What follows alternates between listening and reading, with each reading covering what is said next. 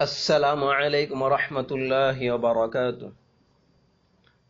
محترم حاضرین و معزز خواتین، مغرب کے بعد عورت کا بال جھاڑنا اور گھر میں جھاڑو لگانا ٹھیک ہے یا ٹھیک نہیں ہے؟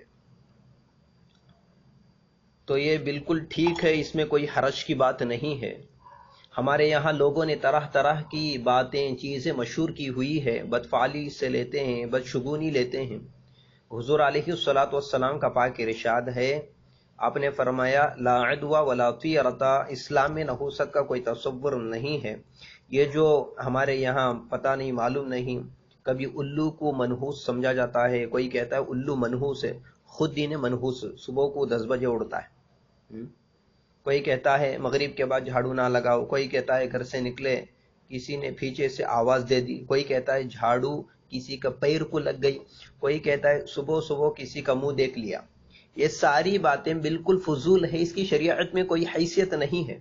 لیکن حیرت اس بات پر ہے کہ ایک عقل مند آدمی اس چیز میں شک میں پڑ جاتا ہے کہ کالی بلی میرے آگے سے گزر گئی، میرا دن ٹھیک نہیں گزرے گا۔ بھائی اگر آپ کے اعمال ٹھیک ہیں، کالی بلی گزرے، سفید بلی گزرے، آپ کا دن اچھا گزرے گا۔ اگر کوئی تکلیف پریشانی آ رہی ہو تو آپ کو اس پر اجر ملے گا، آپ اس پر صبر کریں گے۔ اور اگر عمل ٹھیک نہیں ہے، اعمال ٹھیک نہیں ہے، تو ظاہر بات ہے ایسے آدمی کو چین و سکون نہیں ملے گا۔